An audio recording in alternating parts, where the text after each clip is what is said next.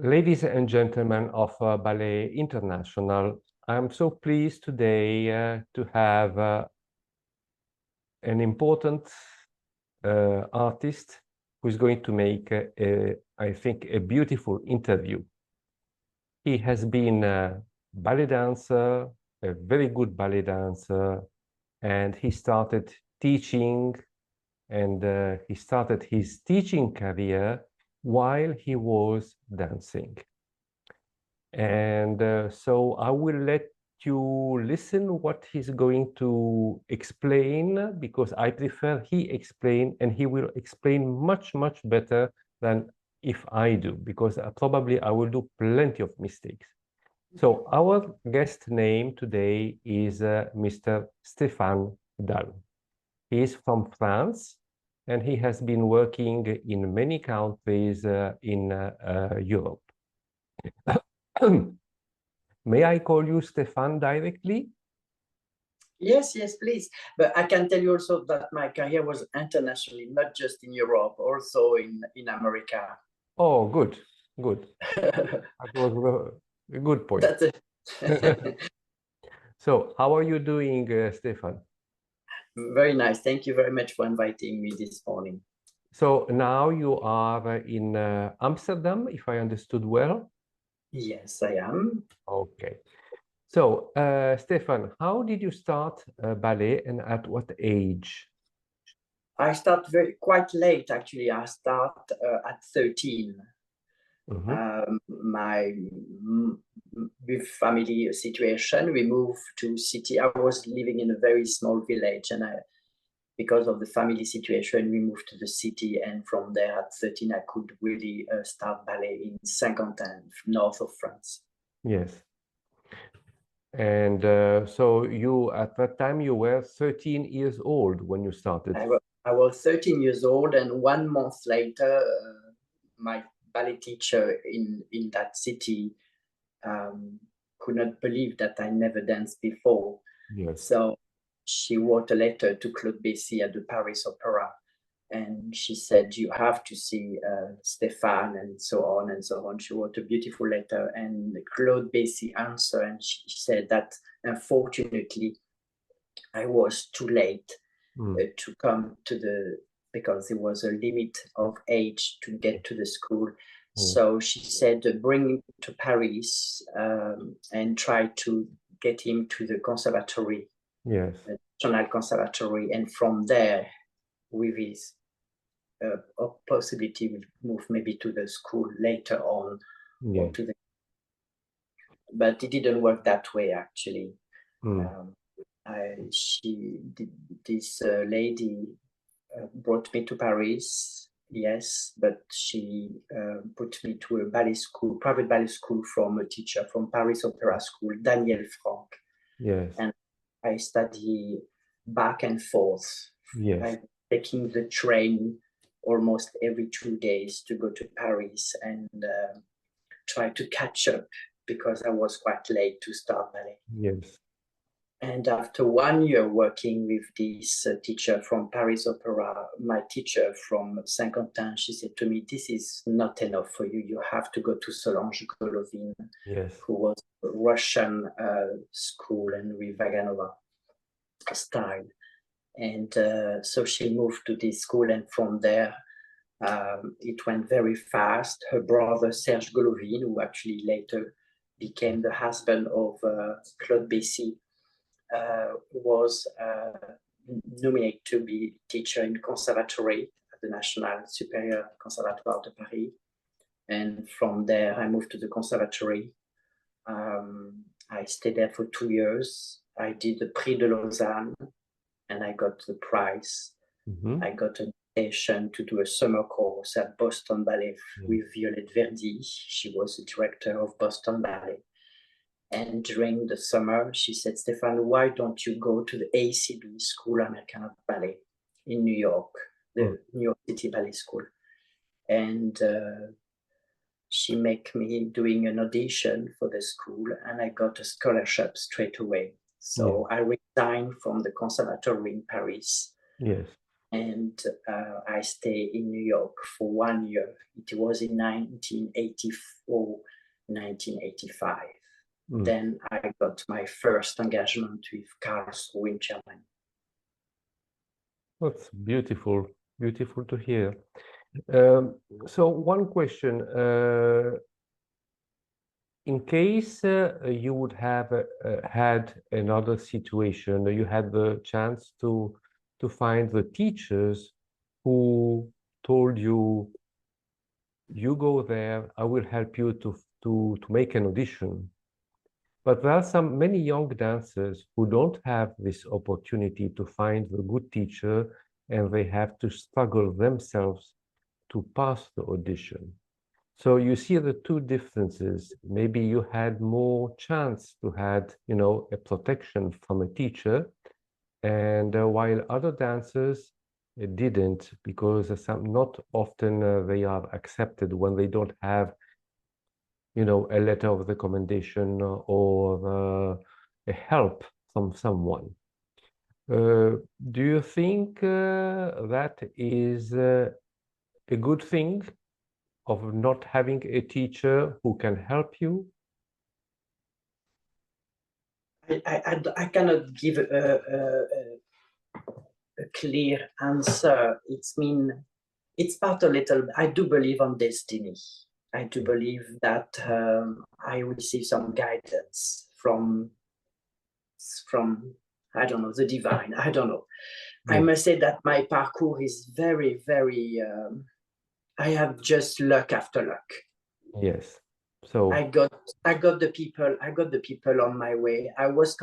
You have to understand, I was coming from the country. yeah. My father was a farmer. We had cow, horse, dogs, cats, and pigs and lamb, and I came to the city with a very pure soul, very naive. And I always want to dance. Even when I was a little child, I was dancing from the television, and everybody knew that I was somehow, without knowing the profession of being a dancer, that I should dance. And then my mother, when she moved us to the city, she went to the ballet school, and she did, because in Saint-Quentin we had many ballet schools. It was a city for ballet school somehow. She did many, and somehow when she got to get an appointment, somehow it didn't work. Just one worked, and that was the one who guided me to Paris. Most of the other school was keeping the child because they want to be sure they have the best child. She said, no, I'm not able to make you a good dancer, Stéphane. You have to move to Paris. And it was a big challenge for my mother, who was taking care of me. Yeah. But from there, I must say, the people was front of me to guide me. Yeah. She guided me to Solange Golovin. Solange guided me to her brother. And then I got the Prix de Lausanne. I didn't get my Prix de Conservatoire. Everybody, when they did the presentation at the end of the year, said why he doesn't do the Prix de Lausanne. But I was just there for 2 years. I had to be there for the 3rd year to do the Prix de Lausanne. But I got the Prix de Lausanne in case, and then it moved me to Boston. Boston, Violette said, why don't you need the feet work from the States, Stéphane. You need this ability of your lower part of the legs. That's what it's going to give you the School American Ballet. And it went like that. After I came back to France, Solange, my first teacher in Paris, she said, I just received a call from Germinal Casado, who was a director. He needs a solist, Stéphane. And I was just a young dancer from the school, and I became a solist straight away. And then after Karlsruhe, after 1 season, I did a summer course, and Christina Hamel, who was ballet master with Peter van Dijk in Bonn, she said, we need a principal dancer, Stéphane. So I got the job that I never did audition. I did audition at the end of my career. And then from Bonn, after 1 season, I went to visit a girlfriend, which I met in New York when I was a student. She was from Switzerland, living in Bern. And I got there for 1 week of vacation, and she said, "Why don't you take class with Zurich Ballet? It's Uwe Schultz. Everybody's talking about him, Stéphane. It's a great company, Uwe." So I said, okay. I went there at 9:30 for the class at 10 o'clock at the backstage door. And the lady at the backstage, she said, "But the audition was yesterday, sir." And I said, "Oh, I didn't know it was audition the day before." But she'd make few calls at the administration of the company, and say, "Okay, get in and do the class." I did the class, and they give me a contract straight away after class. After that, I stayed 2 years, and I went in Zurich. I danced with Uwe. Then one night, I don't know why, I received a phone call from the ballet master of Maurice Béjart. He was Jean-Marie Limon. He said, "I heard about you. We need boys. Would you be interested to join the company?" I was, okay. So I went to 2 class, and they give me a contract. After that, I stayed 1 year with Béjart, and funny things, the ballet master from Forsyth had a relationship. Her name is Catherine Bennett. I knew her because she came to Zurich as a guest. But during that time, she had a relationship with a dancer from Maurice Béjart. So she was coming very often to the weekend. But in the same time, we had 1 week off, and I decided to visit one of my friends, which I met in Boston Ballet when I was with Violette. It was Tony Rizzi, one of the bigger dancer with Béjart. And I said, "Oh, I'm coming to visit you. I want to take class with you guys." So I went to take class, and then Billy was coming to see the class, and Catherine Bennett saw one of my show with Maurice, which it was a show which I had to replace the same day. I had to learn the spot on the same day because one of the principal dancers from Maurice had an injury. So it was a big deal about Stéphane. He's learning fast. Stéphane just did the show, was this and that. So she brings the news to Frankfurt. Actually, when I was there taking class and visited my friend, and they give me a contract at the end of the week. So from Béjart, I moved to Frankfurt. And then I stayed 1 season, but there I got an accident because we had to do a piece on ponchos for 3 boys. It was Sean Amiot, Tony Rizzi, and me. And this piece on ponchos never was danced on stage. It was just some idea of Billy. But I broke one of the little bones in my heel, and I got an operation. And then I decided to resign because in that time, you have to know that Billy Forsyth was pushing the dancer, and most of them was always injured. Always injured. Did you have the accident on stage or in the ballet studio? No, it was not an accident, actually. It became fragile and gave me an Achilles swelling. And by doing an X-ray, we realized that a little bone is moving around my... So it was not on stage. It was not an accident. It became a weakness in my heel. So I got an operation and I resigned. And during that time, you have to know, in Béjart, I also start the flow bar. The flow bar is one of the big part of my knowledge now, the flow bar of Boris Kniaziev. So I decided to complete my knowledge after my operation of Frankfurt Ballet experience with Billy Forsyth to go to Paris. And because of my feet recover, I did a lot of flow bar. But you have to know also that I had 2 sisters who was living in London. And I decided after my recovery to go to London and take class with the Royal Ballet and English National Ballet. I did. And Royal Ballet gave me a contract of corps de ballet, and English National Ballet.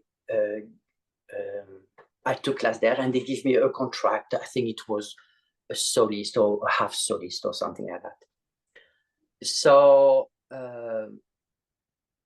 I don't know how even they did that, because I don't remember giving my phone number. But one day I was at my sister in London, during that time, I was just taking class with a nice company. And they called me, English National Ballet called me, and they said, we would like to give you a contract. And I said, but the Royal Ballet just give me a contract. And they say, oh.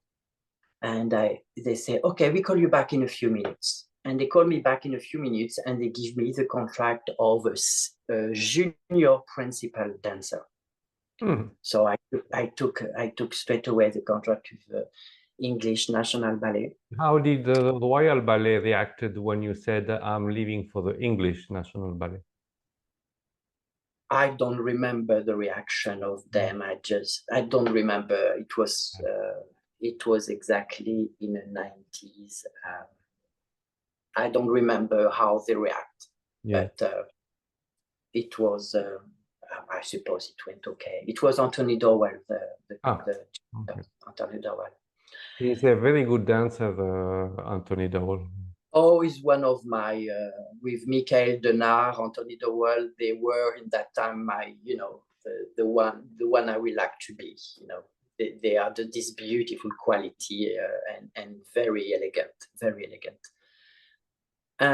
But difficult to, I must say, what I remember from that time is that I never approached him. He never received me in his office. It was always people under him who was talking to me. He was not, he was on his position, very, if you had the chance to talk to him, it's because something, but I never spoke to him. He never came to me end of the class and said, oh, Stéphane, where are you from? Or he was not this open personality where you could approach easily. Was maybe keeping a certain distance between him and the dancers. It's a bit of English protocol, it's a aristocratic, it's a little bit that way for them. Which is different from Béjart, because Béjart is another type of atmosphere. Oh, I mean, we're not going to compare that, because if you compare Béjart to Forsyth and to Uwe Scholz or to no, it's just everywhere was different. Everywhere was different. So I stayed 1 year with English National Ballet, and I was teaching also as a dancer. I was teaching floor bar to the dancer. I mean, floor bar is another story parallel to my dancing. I'm just talking about my way through my career, but it went that way. After I resigned from English National Ballet, I found the life in England impossible and very hard. Please, the School of English National Ballet asked me to teach, and I had to wake up at 4 o'clock to be able to have a subway, to be there in time, and doing the floor bar with the school, and then my floor bar with the dancer. And then it was very difficult. You have to share apartment because you don't get enough pay. It was at Flatbush. It was far away from Kensington Street. It was very, very difficult, very tiring. So I was dead, and I said, okay, I'm going to go back to Paris for a few months to again re-energize my knowledge with the floor bar. And I did. I stayed there for a few months, working with Jacqueline Finaert, who was the master of the floor bar in Paris. And during that time, I got a proposition to do the gala anniversary, the 20th anniversary of Prix de Lausanne, because I was a laureate in the past, so they invite me. And I did a solo from Forsyth. And Heinz Sperli was in the audience, and he came after on stage, and he said, Stéphane, I have a beautiful ballerina coming from Russia. You will look great with her. Would you be interested to come working with me?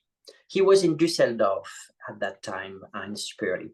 So I said, okay, I will come in January, because I had also other engagement with guesting. And I went to Düsseldorf, and he gave me the contract after a few days. So I moved straight away to Düsseldorf. I danced there for 2.5 years. And then... And who was the Russian ballerina you danced with? Nadia Saidakova. Ah. But actually, I didn't dance very much with her. I danced more with Simona Noja. I danced much more with Simona Noja, actually. Goldberg Variation was made for us, actually, with Simona. because I'm talking about Goldberg Variation because it was quite a famous piece and he sold the piece to many other companies. And then after the 2.5 years with Heinz Spurley, I received also an invitation for gala in Amsterdam for the Eni Jurjens Strating Foundation gala, and I was invited to do the pas de deux of La Fille Mal Gardée from Heinz Spurley and the variation of Billy Forsyth's Lingerland. And then a ballerina called Caroline here in Amsterdam was a very small petite ballerina. I'm not a big guy also. She said, oh, I would like to have a partner like you. We were in the canteen with Wayne Glins, who was a director in that time. And I could feel that, you know, the open door was maybe a possibility for me to get the company here in Amsterdam. So I came a few weeks after to join the company for class, and they gave me a contract also. Not as a principal, as a solist. Mm. And I took it, and here again, I was, you know, the dancer asked me to teach the floor bar, and I stayed for 5 years in Amsterdam until 2000. And in 2000, my situation in Amsterdam was kind of beautiful, very exciting, but also complicated because I was teaching. My career as a teacher started to develop a lot. My friends and colleagues, especially the prima ballerina like Anna Seidel, Nathalie Caris, asked me to coach them in evening time because they were not very happy with the coach they received from the ballet master in that time here in the company. And I did a piece, choreographic piece, who had this little success also. So I felt like I had a lot of possibility in me, but nothing was helping me. Plus, more I was asked to do, less I was dancing, because I think it brought a lot of competition and jealousy with the artistic direction. So I decided to make a big tour in America. I went to Montreal, I went to Philadelphia, I went to Cleveland, I went to Calgary. And I received a contract in Montreal, I received a contract in Calgary, and I received a contract in Cleveland with Dennis Naha. Cleveland Ballet was functioning with San Jose Ballet. It's in California. And they had 2 boards, and the finance was sponsored by the 2 cities. So each time they dance a program in Cleveland, they also dance in San Jose, which is the East Coast. The West Coast and East Coast was changing all the time, the production. It was quite an interesting challenge, actually, for every production. So when I went there for auditioning, taking class, I saw rehearsal of Swan Lake, and I thought the choreography was interesting. I thought the correction was, you know, on the level of, and I decided to take the contract. But after 1 month, the company bankrupt. The Cleveland side gave up on finance. So I stayed there with nothing. The administration, it was like the earthquake in the office. The phone was beeping, the photocopy machine was beeping, and the paper on the floor. I mean, it was like an earthquake in this building of the Ballet of Cleveland. Nobody was coming to work except me. I went every day doing my floor bar and my class. Then certain dancer joined me. I even coached them because they find some show to do for Swan Lake, some couple. So I coached them. And then after 1 month of doing nothing there, just working and waiting for my destiny, the board of San Jose decided to buy the Cleveland side. So we all move, actually. The dancer who wants to move from Cleveland to San Jose move, and we start a new company with Dennis Naha, and I danced there until 2006. Then I stopped dancing my career. I was 41. So you have laid out your career, which is plenty and full of success. You have been traveling from Europe to United States to Canada to many beautiful cities, countries. When you started teaching and now as a, you know, with more experience that you have on your shoulders, what do you think about the dancers of those different countries? Is there a different type of work, technique, style? Just give an example. If you take the Béjar dancers, are they similar to Canada dancers or to United States, or is something in between, or something that you wish to take the best of each one and make your own style of teaching, your own style? If one day you become artistic director, maybe you could apply that in a ballet company. Yeah, I did apply for many, for few position as an artistic director, but it never worked. And today I'm not interested. This is the first answer I can give you from your last question. Time has been changing today, and it's in a 2000, beginning of 2000, I would have taken a position as an artistic director. But today, the job as an artistic director is not even the job of an artistic director. It's management. Yes. Management is what the board or the theater ask. And to be management is raising a lot of artistic possibility and vision. This is not something which Stéphane think, it is the reality of the job. I think today they are looking most of the time for management.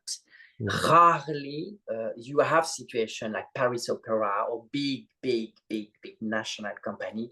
Whatever they will have on the top of the artistic direction, it doesn't matter because the theater can run by without them.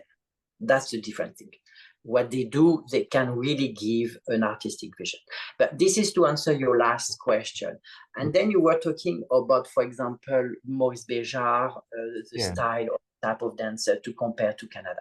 You have to know that Maurice Béjart had many personality. His company didn't have actually a very strict or very an artistic vision. The artistic vision was his choreography.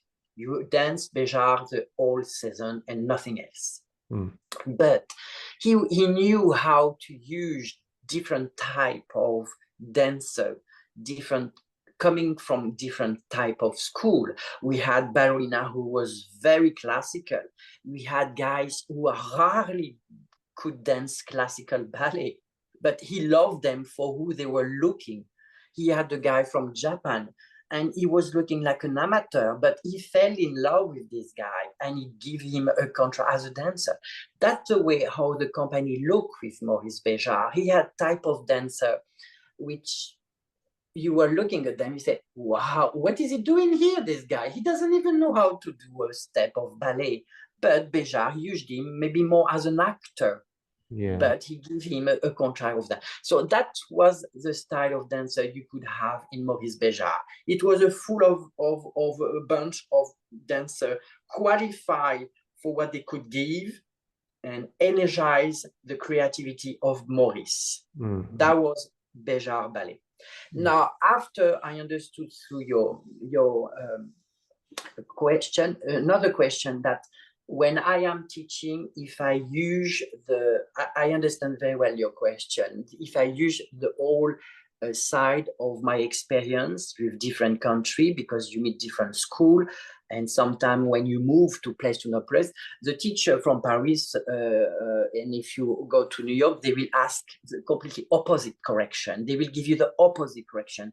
They will explain the step a different way. Yes, I had this challenge and this possibility to see the different type of school, from Russia to the RDD, from England, from Czechity, from the French school, who doesn't have actually a specific method. They just to pass on through the the century, what they remember, because nothing is on paper, nothing was writing down.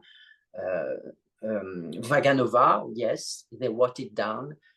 Bournonville wrote it down. Cecchetti, we have plenty of the specific exercise from Cecchetti, but the rest, no. In America, it's just Balanchine, who was actually a choreographer, but certainly not a pedagogue. And who built up a school with Russian teacher. And then the Russian teacher passed because it was a long time ago. Now they just have American teacher who try to remember actually the way Mr. B was asking them, and not actually having the influence from the East Bloc of the Russian teacher, for example. So I definitely, today, when I'm teaching, you ask me which method I'm teaching, it is Stéphane method. I learned very nicely. I wrote it down. I even record some of the ballet class of Solange, Jacqueline Finaert, Andrei Kramarovsky.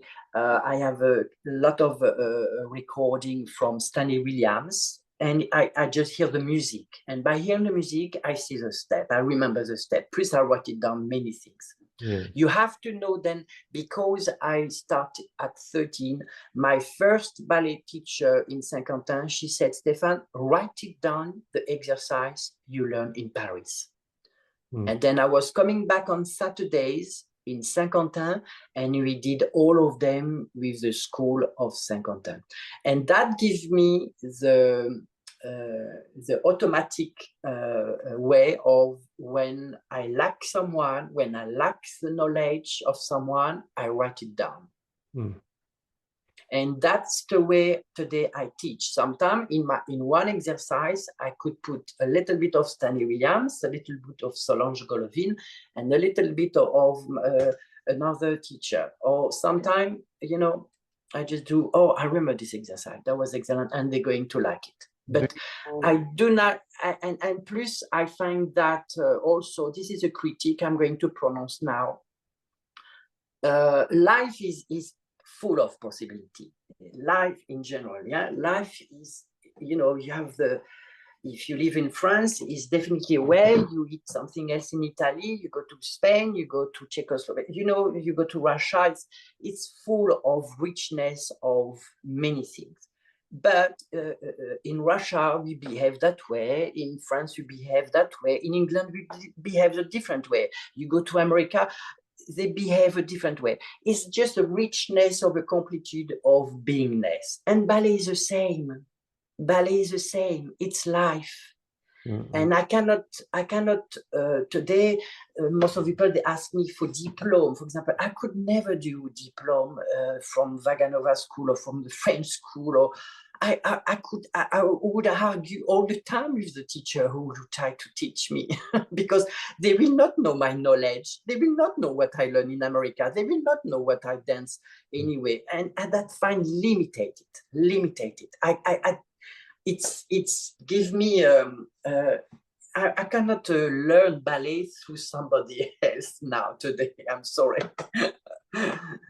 Well, very important, I think, for all dancers is the experience that you achieve with the years is not only a piece of paper and that you get a diploma that you are promoted or you are not promoted.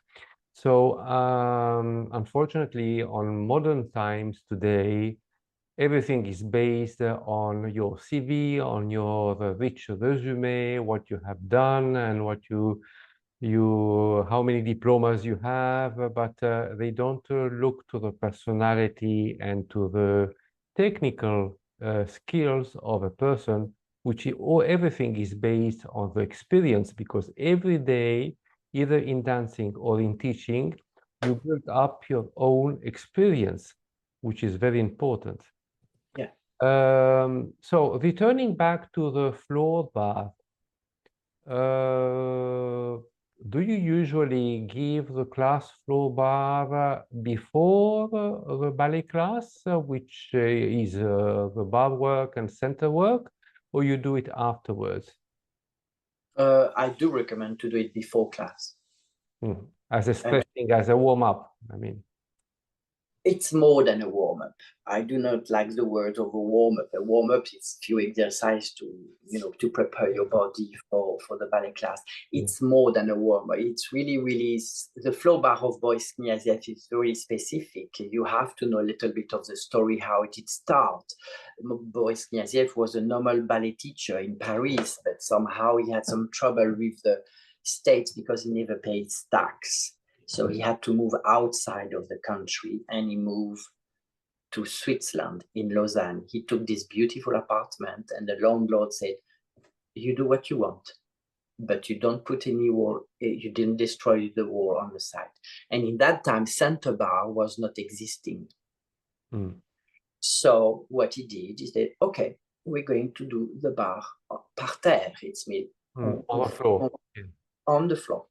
It was not floor bar, c'était pas la barre à terre, it was doing the bar par terre.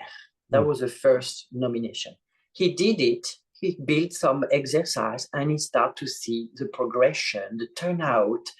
Something was actually developing from the body, from the inside body, yes. Because you are lay on the floor and the gravity center is not fixed on 2 feet, actually the muscle are more ability.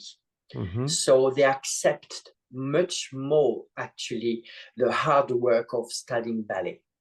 And there's a lot of repetition. And as you know, more you repeat and again, then the mechanism is coming from natural way. The turnout is placed by itself with your own possibility.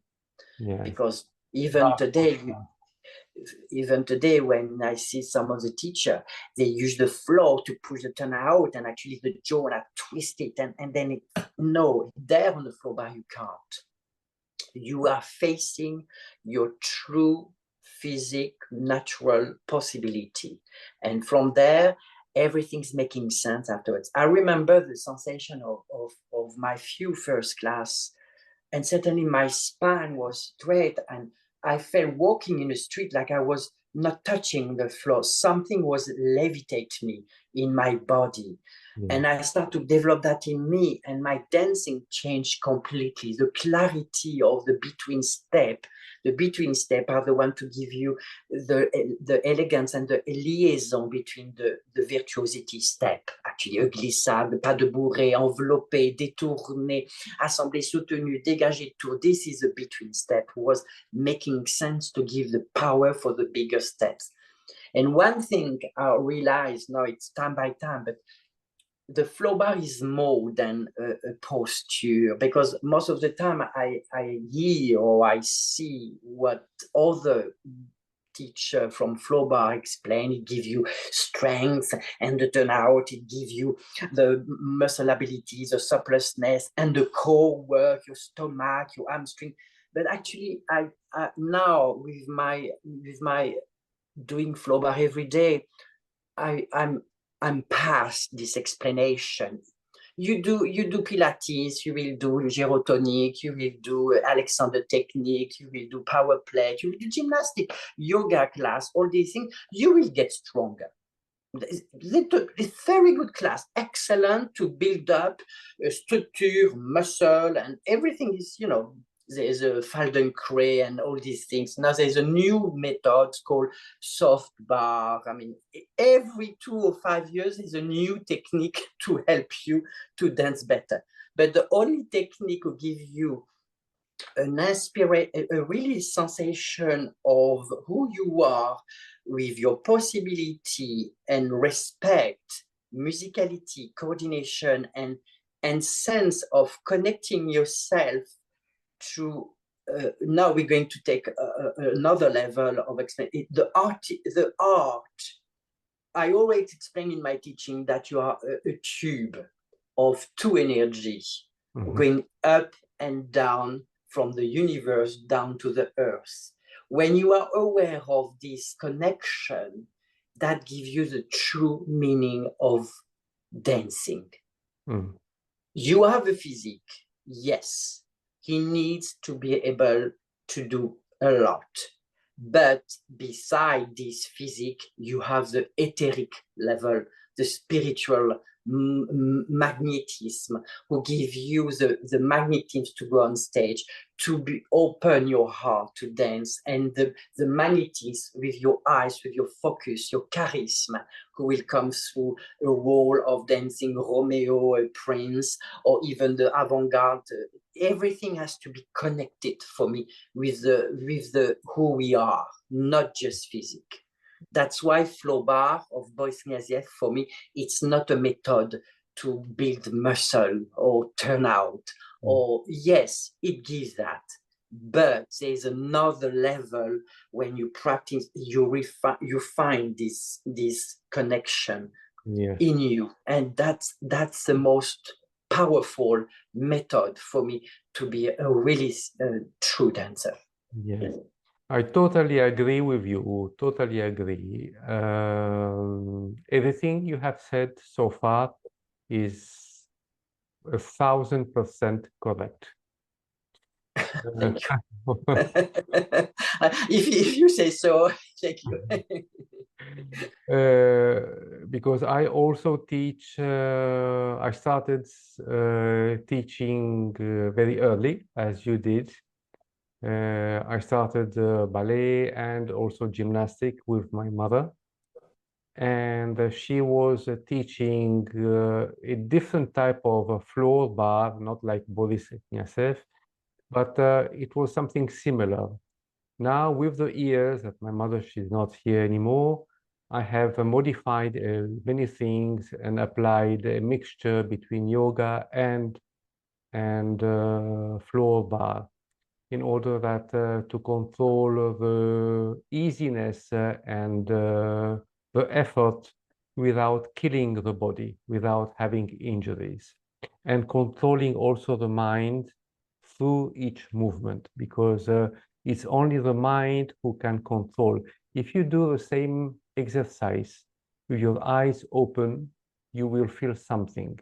If you do the same exercise with your eyes closed, you will feel something different, because you feel the interior of your soul who is giving the command on each part of the nerve, of the muscles, of the joints. And you feel also the pain, and you can control the pain. You see what I mean? Beautiful. So, a little question: what type of music do you use for the floor bar?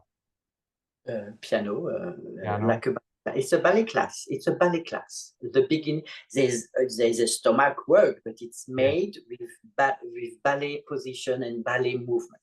Yes. So you start that you are sitting on the floor already. You are not standing up and then you go on the floor. So you have to know one thing. Why today people said, I never say that about myself, and it's not pretentious, but they say I am an expert of the floor bar of Boris Kniaziev. You have to know that Boris Kniaziev, when he was teaching, he had also little girl to the professional level. His level of teaching floor bar never got to an institution where he had to teach for small kids, to intermediate, to medium, and to advanced class. When I learned floor bar, and afterwards I didn't learn completely with Jacqueline Finaert. I also worked the floor bar from Peter van Dijk, because he was also a pupil from Boris Kniaziev, and also from Noel Wilkelman in Switzerland. When I was a dancer in Béjar, sometime I went to Genève. I took the train and I took floor bar with Noel Wilkelman, and also ballet class with Beatriz Consuelo.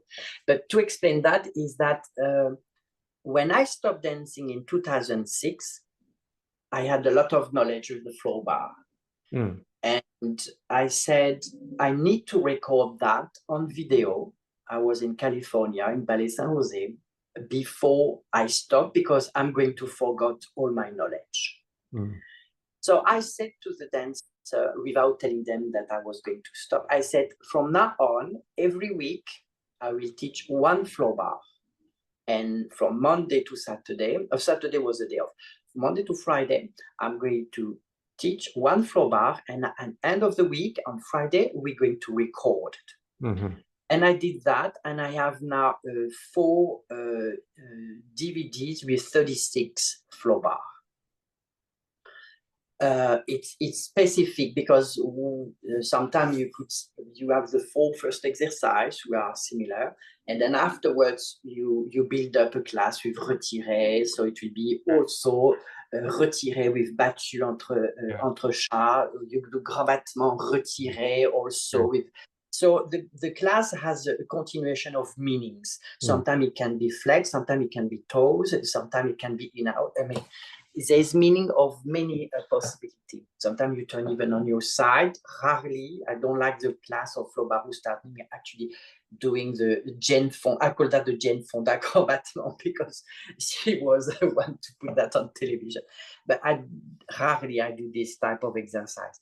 Just to let you know that because I did this recording, I could analyze my classes.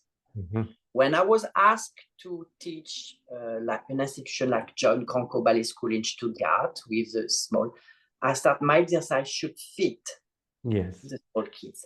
So to answer your question, you asked me if the flow bar starting on sitting position. I said no. The flow bar are beginner. You do not put a kid at 10 years old on sitting position because he doesn't have the strength in the stomach. He cannot keep his shoulder. The spine will be round. He will have this movement of always because you do the movement of plie. No, you put lay on the floor. So what if today people said I am an expert is because I reorganize all the exercise by level and I changed the musicality. So you made your own syllabus? Completely. Yes. I never learned that way, but I teach that way. It's because I realized that some kids cannot do it. Yes. And even the professional dancer, the first time, when you do on stomach and you do with 2 feet plié, tendu, the feet is completely circle. Yeah. Even a professional dancer. I mean, today I teach many companies who has a passé retiré with the heel turnout. They all cycling. They even do pirouette like they start an adage and your heel go like that. Yes. Most of them. Fine. It's not a critique. It is what it is. They dance that way. When you practice every day the flow bar with plié, heel forward, you turn from the péroné. You're starting to find, as I say, the turnout from the center, not from here, not from the feet, from the center legs is the one to guide you, the upper legs and the lower part. If you think of the polérone, the heel is going to stay up and we give you. Stay on one line and not pushing on one side on the other. It's taking his way of doing turnout, only thing. And sometimes it's more than others. Some people have more turnout, some people can do less. That's different thing. But when you stick to teach that way from the beginning, afterwards you see the kids level by level do not have any problems with turning out a passé retiré, do not have any problems to have a standing leg without. Actually, when you do Bayadère, I was bike master for 10 years, and my girls go after the coming down from the reg, they have developed second 1, 2, and 3, 4, 5, 6, 7 version of new relief. You see all the dance on 5th position, and you have 32 girls or sometimes less on the 5th position, and they go poof, because it doesn't have the control of the turnout. And I could explain that 1,000 times to my, I said, no, you don't move the standing legs to the coup de pied, develop it to knees. No, you have to feed the turnout because you are prepared to do this going. Rarely you see a dancer with turnout. Anyway, rarely. An honest turnout because it doesn't have the flow bar. And the only technique would give you turnout for me is the flow bar. Not because it's pushing you with from pushing over your possibility. No, it does give you your own turnout from your hips. Exactly. I always talk about Eva Evdokimova. When I was a dancer in English National Ballet, the ballet master, I was teaching floor bar for the company at 9 o'clock before the warming. One day, Jackie Barrett, in that time she was ballet master, she came to me and she said, I know, Stéphane, that you're doing your floor bar because the studio on Sunday was closed in Jim Hughes in Kensington Street. So she said, I know you're doing your floor bar. I was going to the dance center, Pineapple. They had small studio, and on Sunday I was there. I didn't never pay the rent, but they always let me. I was doing my floor bar, and she said, Eva, we'd like to join you. Wow. And I said, okay, just let's have an appointment at 9:30 and we will start at 10. She came with me and she did the floor bar. I can tell you her limitation of turnout was on stomach. She could not even do plie. Otherwise she was sickling or the butt was lifting up on her stomach. The dancer will understand my talk, yeah? Yeah. And I was like, oh, how am I going to do that? She had absolutely no turnout, no turnout. I never criticize. I never say anything. I said, okay, I'm going to explain something. I said, Eva, first, when you start to do plie on stomach, you keep your hips on the floor. And then from there, we're going to see what's happening in your low part of the legs. The knee is your center legs. And her limitation of plie on stomach was just like that. Not even half or quart the plie. It was just few centimeters. I said, this is the way you're going to work from now on. She came afterwards every morning doing the floor bar with the company. She did that. She was guesting for Coppelia. In that time, she was not principal anymore with English National. In the past, she was part of London Festival, but in my time, she was just guesting for Coppelia from Ronald Hine, the choreography. And she went after doing her show. She came to me and she said, Stéphane, I don't know how to thank you. I never felt my body before with all the class, with all the technique than I did with you. She gave me a beautiful gift. And then unfortunately, after I never saw her again. And then I heard that she passed. Yes. Years ago now. But it was that was dancer. She was an amazing dancer. And she managed with her body because she had a very difficult body to do beautiful things. But that was my experience with Eva Evdokimova. And like I said, the floor bar, it's possible for everybody. You just have to not look for showing anything. You just have to accept your body. And that's the specific things which I respect a lot with the floor bar. Yes. Yes, it's to respect the body. I see many teachers and many young dancers who, when they do their training, they push too much on the opening, stretching the leg, bringing the leg behind the head. And I don't know how far this is going to bring injuries and accidents. Because when you are young, you don't feel the injuries. You feel it when you get a little bit older. Exactly. And so, how we say in French, des blessures internes. Des blessures fracture. Chronique. Afterwards, it's chronic. So those internal wounds that you don't feel when you are young, unfortunately. And I see many videos of young dancers who are trying to bring the leg up and up and up, or in arabesque, or in la seconde, or forward. But there is no need. You have to accept what your body can do. And also dancers who are reaching 30 years old, they're not young anymore.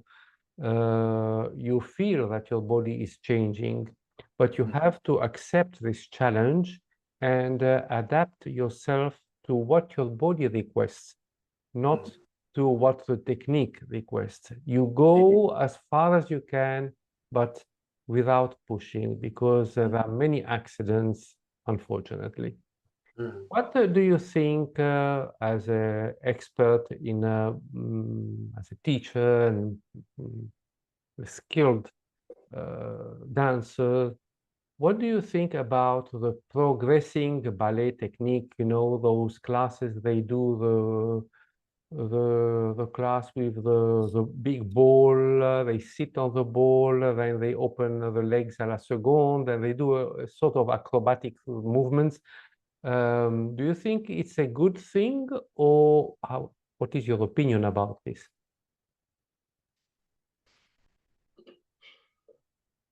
why not to go straight to the point? When, I mean, soon it will be not a ball, it will be something else. Like I said, every 5 years they invent a new technique. I mean, it's a fashion of, I mean, today there's this other dancer from Paris Opera who invite this technique called soft bar. It's very good for the people who have pain in the back. He's recovering himself. He developed this technique because he was injured, and it's all wonderful. Faldenkrais. Alex, I did all, I mean, soft bar I didn't try yet because I don't have pain in my back, and when I look the movement, I find them unconstructive. Yes. As I mentioned, I am a classical ballet dancer, but if you look my parcours, most of the company, I was with choreographer. Yes. Jarre, Uwe Scholz, Eric Selen, Billy, they were making peace on us. And afterwards, I moved more with my sensitive personality. Today I can make a statement and said, what is touching my heart is classical ballet. I do not enjoy most of the time going to the contemporary. Rarely I see a connected choreography in contemporary. Most of the time it's to shock, to prove something, to tell something, and actually I'm losing my passion of being a dancer when I'm looking this type of show. What I'm trying to say is this type of technique of making exercise, they may be good to strengthen your core and what things and like that, but for me, why losing your time with this when flow bar is so evident and so pure and so connected? The time you have the possibility to look your stability on the ball, you are not connected. I'm sorry. You are just looking to make something possible. I saw them it's on YouTube everywhere. I mean, I don't need even to look at class. It's going a little bit like that on me, because for me, you see the kids doing their best, and these people who are teaching something, I find that unnecessary, and making try to make something special for something which is not special. Yeah, it's so simple. I'm so sorry. This is critique, but I love Pilates. I mean, I did Pilates for years, and if I go to a retreat, to a camp of a spa, I'll be the first one to do yoga. I love that. I love doing yoga class, but I choose my specificity is to make best dancer and that's it. I go to the flow bar. The only technique who deserves the title of flow bar is Boris Kniazev, because it's based on the bar of the classical class, and he had the genius to build this exercise because he had not other possibility. So you can take an elastic, you can take a ball, you can take a machine, you can take strings, you can take whatever, but it does not give you the sense of dancing. Exactly. It's exercising. It's not the same. And I go also to the gym. I love a bit of muscle on I go to the gym. I'm not against. I'm just said my dancing was complete. I never did 10 pirouettes, but I did 4 pirouettes and I stayed on balance. My leg second was here. Of course, I had open legs fine, but today I am 57 and I'm doing my flow bar every day, and it is my health, mentally, psychologically, and physically, and I feel great. And I would have doing that earlier as a kid, and I'm sure I could have also a more sense of dancing because of starting earlier. Yeah. I'm so happy that you have said that, because it's very important. It is very important also for teachers, for retired dancers, to keep fit and in a good shape. I think it's a shame. Yes. Sorry, I want to mention something also because maybe this is what you're going to say. You said I completely. One thing you have to know is most of this technique, you need something. You need a mat, you need a machine, you need your ball, you need this. When I was a dancer, we were touring with many company awards, even English National Ballet. We were touring everywhere in England and outside the country. How, I mean, there's a flow bar apparently from Pilates, which is not a flow bar. The flow bar of Pilates is exercises on the floor. The flow bar of Zina Romet, I know. I went to New York and took class with her. The first thing she did, she saw me. It was open class in steps. No, it was not in steps. Yes, it was in. No, it was in steps, and she was also already quite old. And she saw me because I didn't mention who I was and what. And she took me an example already for her exercise. But the flow bar is not the flow bar. It's between yoga and the flow bar. It's not flow bar. I saw the DVD of Maria Fey. It's not flow bar. It's contemporary work with all this hydraulic movement. It's not going to build the standing legs to work that way. I'm so sorry. And I see many videos of different, and now I know I'm criticizing my colleagues who think they're doing flow bar, but one more time, the specific flow bar, you don't need anything. I mean, flow bar of Zina, you don't need anything. Maria Fey, you don't need anything. I agree with that. But when I was on tour, I was able to do my flow bar everywhere I went because of this technique. You can take in your knowledge, it's here. I just was putting my headset with my iPod and I have my music and I start my flow bar before everybody was coming to the theater to take the warm class, you know, the company class. So one more time, it helped me everywhere.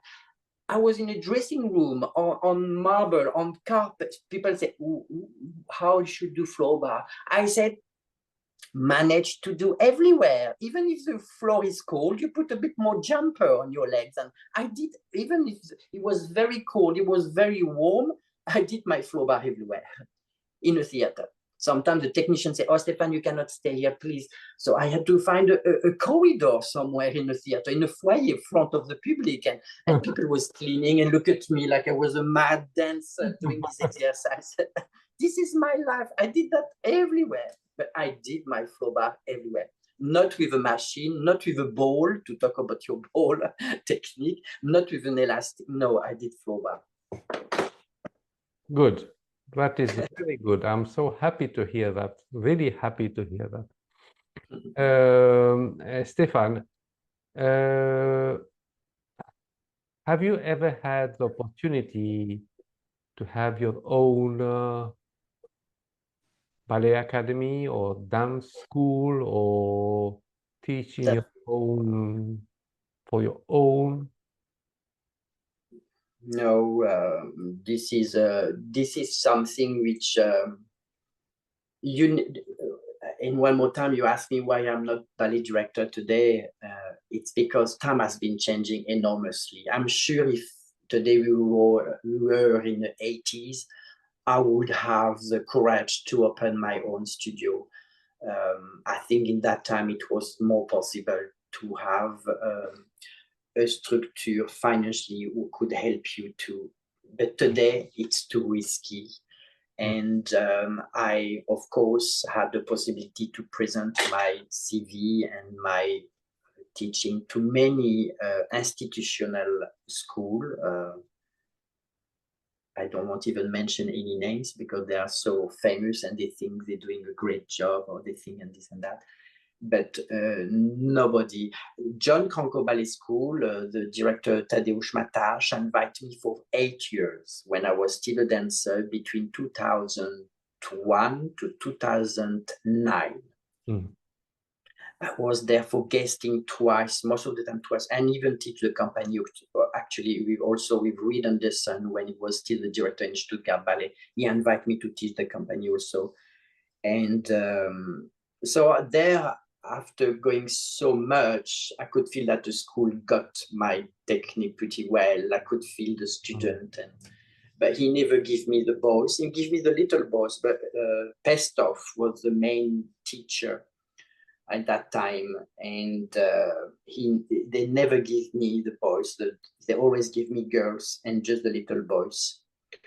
And that's, to answer your question, that's only place with really an institution with ballet a national ballet school where I could feel that I was doing something really, really fun. And in 2009, I recorded 3 DVDs, which is still on sale today. And it's very, very, I'm surprised. Sometimes I go to Brazil, I go to Japan, and everybody has my DVD. Actually, many ballet school, many dancer has my DVD. It's been selling everywhere.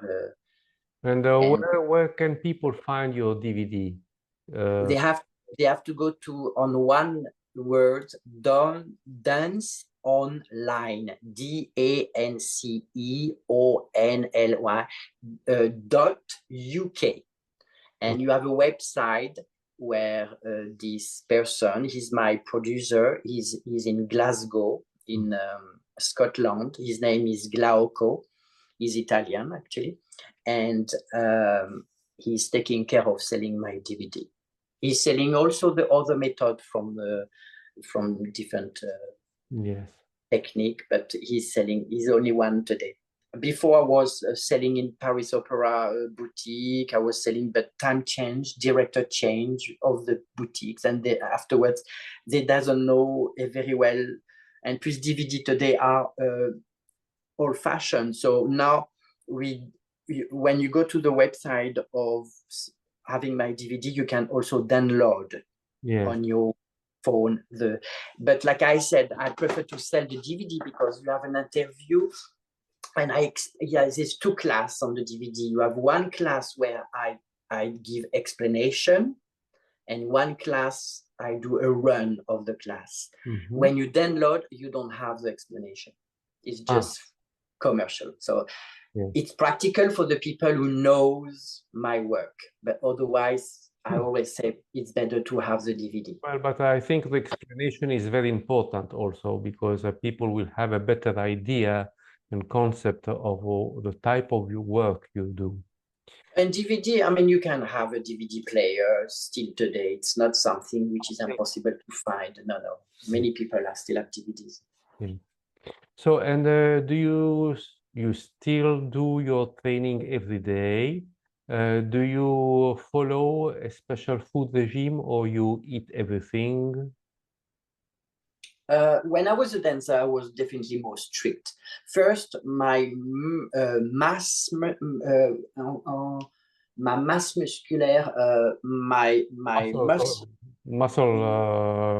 physical was, I was very thin and very skinny actually as a dancer, but I learned to improve my muscle content, mass muscle. I learned to eat much more protein time by time to build up a muscle. And I did. My physique at the end of my career was absolutely, I was less skinnier. I was definitely more physical important. So in that time, I always was, as a dancer, looking for something to give me a lot of protein and stuff like that. I never drink coffee when I was a short time. I started to drink coffee when I was at the, then I stopped because it was making me nervous on stage. But actually today I love coffee. And when I stop dancing, I start to eat different things because for the pleasure also to enjoy my life. But otherwise, if you ask me, when I am alone, for example, if I may say so, I do not cook. I eat, for example, for my lunchtime, I'm going to eat an avocado. I'm going to eat a piece of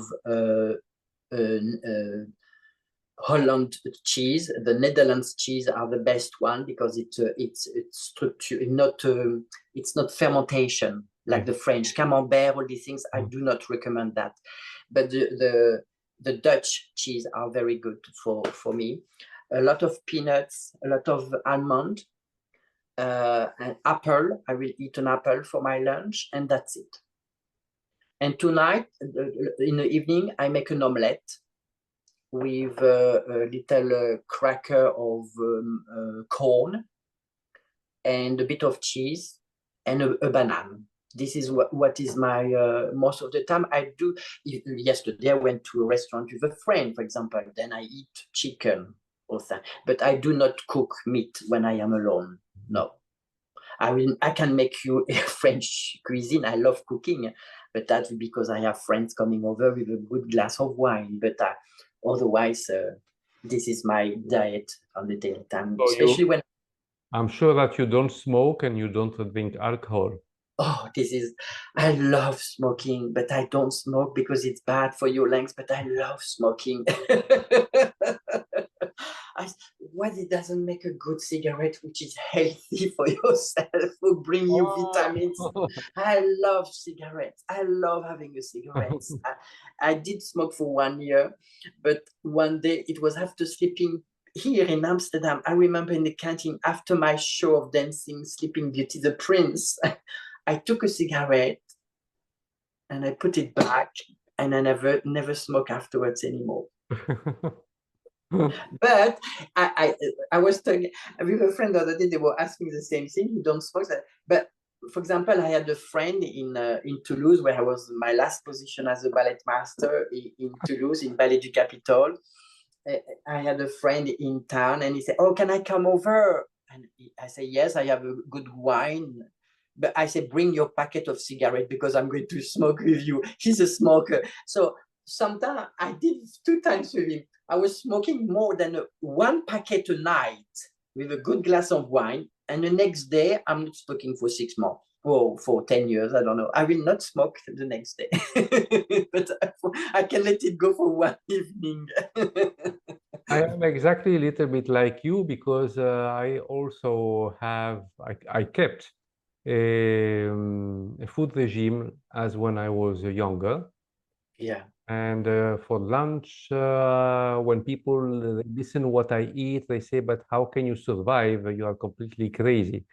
But for lunch, I eat more fruit salad and, apricot, orange, pear, any sort of fruit. Or sometimes I can take 1 egg plus banana. And sometimes at night, I usually, for dinner, I make a soup, a vegetable soup,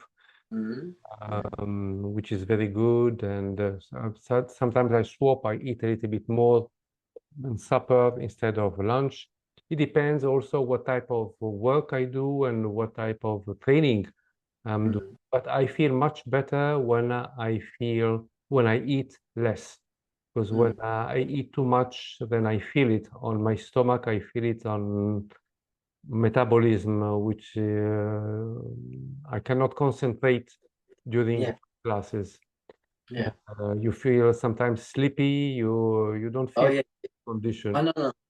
When I'm working, I actually limited the quantity of food. Yeah, then when I was ballet master, in my last position as a ballet master, I didn't have half an hour to eat, so it's not a lot. So what I did, I was buying this can with sardine or fish, with a and a piece of toast or chocolate with a coffee, and that was my lunch. It was not a lot, but that fit me for my day. And then the evening, no. And plus, I will, this is me, but I will never bear to have a stomach like people has today, especially in my age, I'm 57.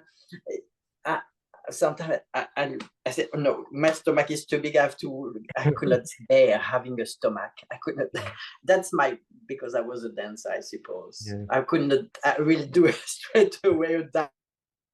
Oh, well, once I did a terrible mistake. I made artichokes soup, which I really love. But unfortunately, the next day, I was like a steam locomotive because it gives you so much air in your stomach. And it was terrible. But hopefully, I didn't have any students, any dancers. I was alone. But you could imagine the big orchestra that I made. You have a very charming way of explaining. So, Stéphane, we are slowly approaching the end of this wonderful interview What is the thing that you would like to say and suggest to the young dancers of today? I mean, what I mean by young, the one who are 18, 19, and starting a professional career. Yeah, there's few things that I could mention. I had an interview like that with another lady, Sabine Chalon. She's doing that also on YouTube. She has her own channel to interview, and she asked me the same question at the end of the interview. But these things, because sometimes I am a jury for competition, or I have the opportunity to see, I do believe very strongly that, and this is a very general idea, that the dancer today do not take enough ballet class. Their relation with the work and study and practicing is too limited. And that's the fault most of the time of this National Ballet School, this institution. They have so much to learn. They have so much contemporary work and then improvisation class today. And then they have to go to anatomy and then music this and then historic. And then the day is so full of actually putting a way of practicing and be formed to be strong on their legs, on their technique, and confirm what actually the dancers today are very weak. I don't say, when I say weak, there's a nuance. I'm not saying they are weak of doing big tricks, because there's beautiful dancers today, wonderful, and they do all these tricks and this circus stuff. I mean, wonderful. But when you look actually the work of the tendon, the muscle, the bone and stuff, it's not there. It's not fixed. The hand, I mean, couronne, you see the couronne of dancer, they are like that, or no, they do, I don't even know. Oh yeah, they do like that. I mean, most of the country I see that, or it's like that. And the hand like that, we think, no. Rarely I explain them that you need to have this feeling that there's an energy on all your body until the last hair, the last toes. There's an application. You are not human being when you are a dancer. You are not human being. You are more. You extending yourself. And today the dancers are not extended anymore. In Russia, yes, I do see. I was looking some ballet class with Bolshoi. I love Bolshoi Ballet School. I'm so sorry, but this is one of the most exquisite. I love Bolshoi. Vaganova in Mariinsky is interesting also. You see that the body is worked. Yes. You know, if you see a dancer on stage, you pay a price to see something on stage, convincing you that it makes you, wow, it's not just a show of tricks. It is a connection with the divine. I'm so sorry I have to say that, but a dancer is not part of this world.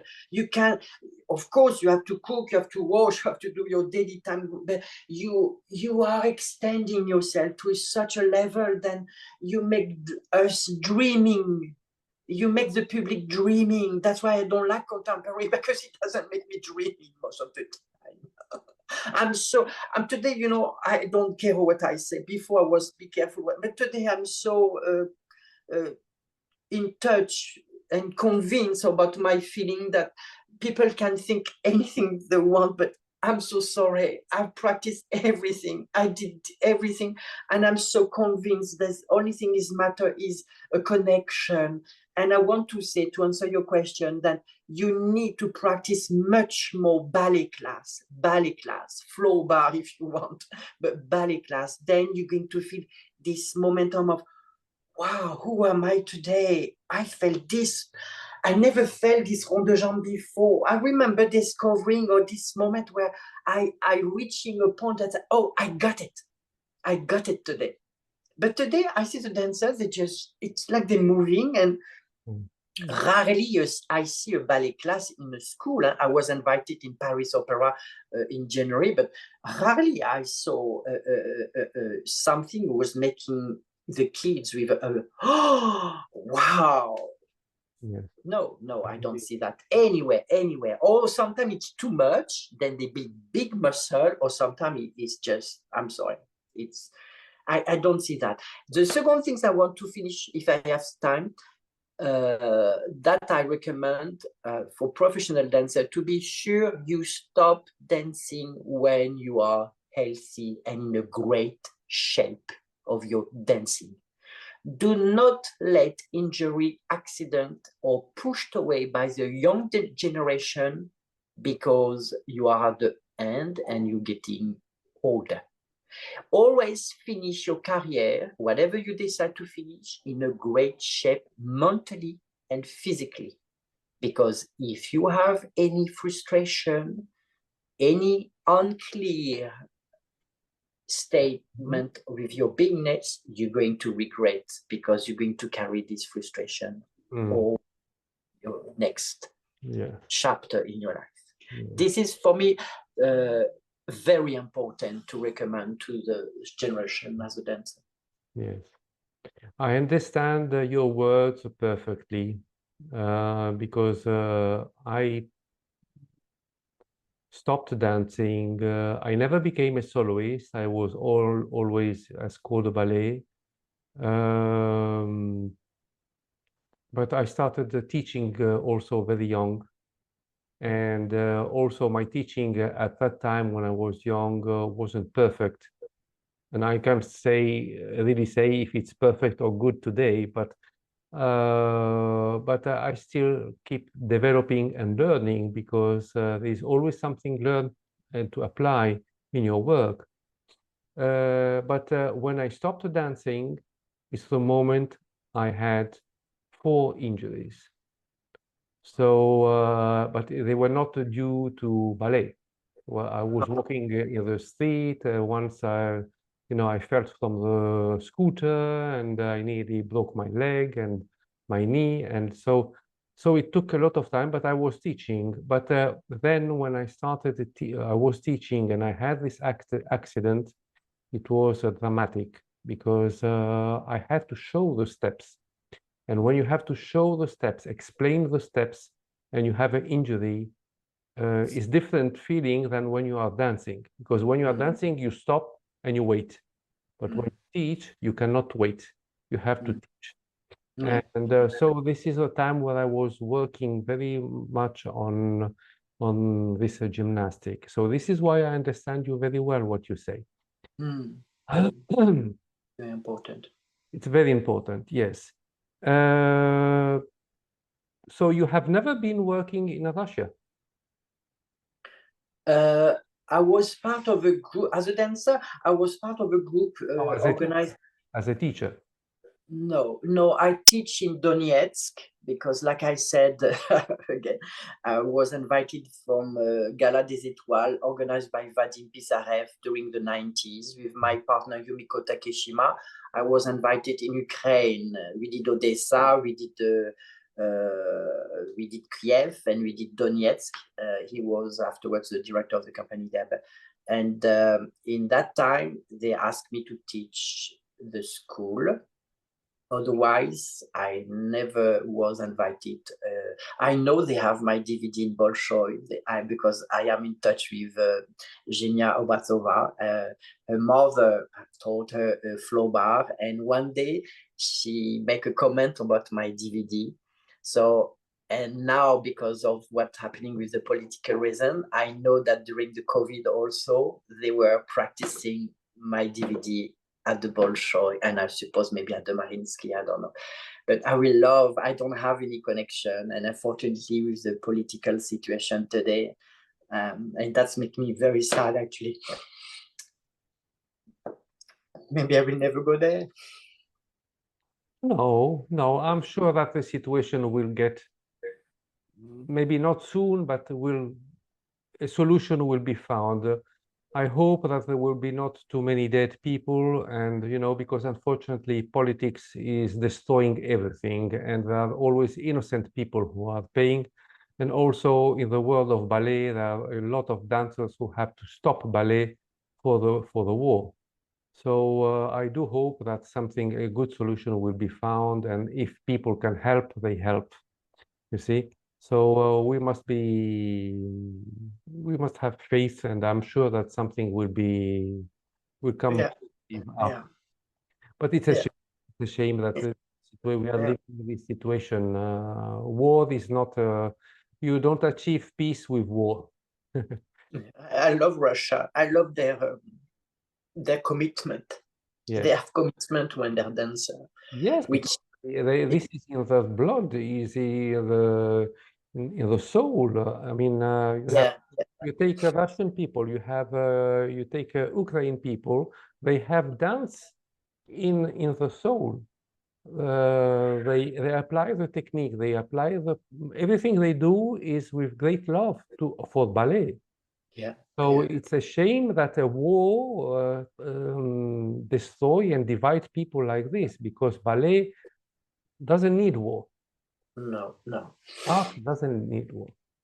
So, Stéphane, I wish to thank you very much, because your interview was interesting, very interesting, but was rich of content, and we can feel in your words that you are an artist who love the art of dance and love what you are doing. Every single thing that you do it with passion, you do it with great love. So I do hope that one day, and I look forward to it, that you would be able to, or to have an offer to run or direct something, not for you, not for your vanity or to be flashy, but for the younger generation.